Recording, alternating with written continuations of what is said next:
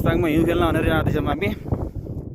तलतिर कतै हिउँ नभरे मुक्तिनाथबाट माथि हिँड्दै हिँड्दै लगभग आधा घन्टा हिँडिसक्यो।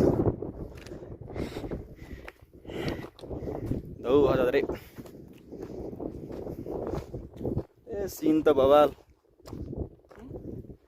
सिनहरू त बवाल छन् के।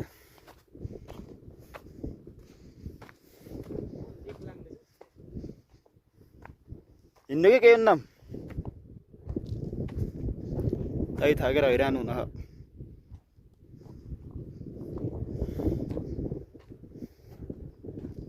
यत्नै उता हो, यत्नै यही डाँडाको उता हो क्या आउनु।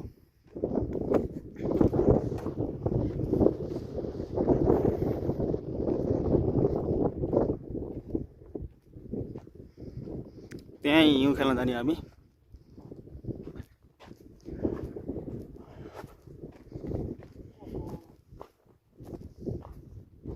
के भयो किन के भयो?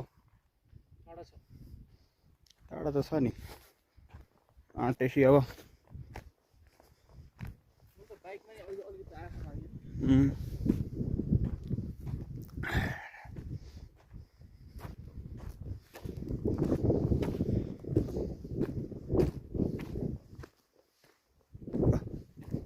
त्यहाँसम्म पुग्नु पर्यो हामीलाई।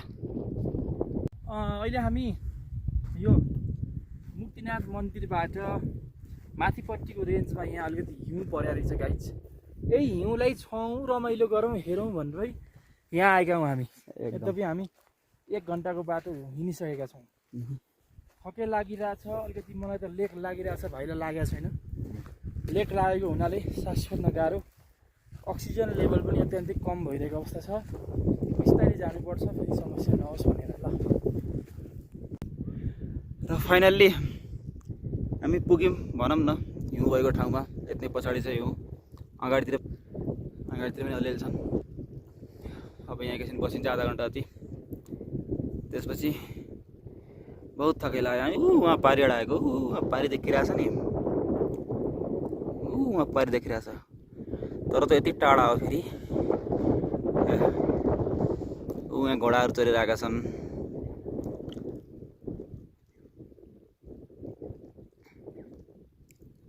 सर्लक्कै नाङ्गो डाँडो छ, केही छैन।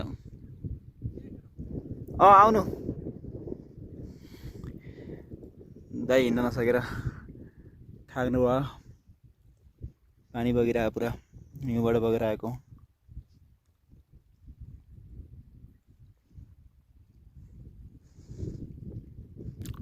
हिउँ परेकोलाई त यो फाँटहरू राम्रो देखिन्छ होला, अहिले चाहिँ छैन त्यस्तो केही, तर पनि राम्रै छ हाम्रो लागि त।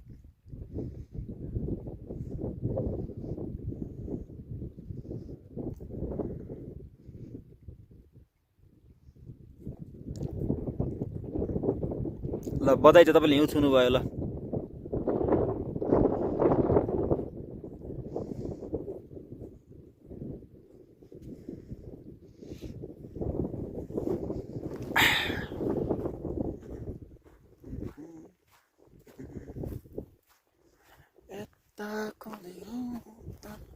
माथि त अझै छ गरे, माथि जान सकिन्न, आजलाई यत्नै ब्रेक। अब यहाँबाट फर्किने।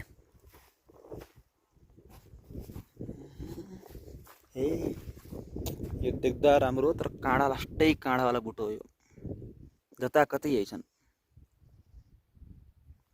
परबाट देख्दा फेरि राम्रो देखिन्छ, काँडा छ जस्तो देखिन्न।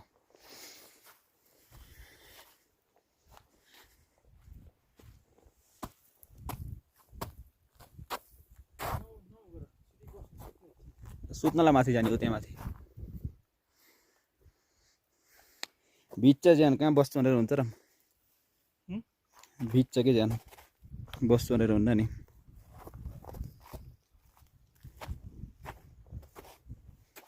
चिप्लिन्छ।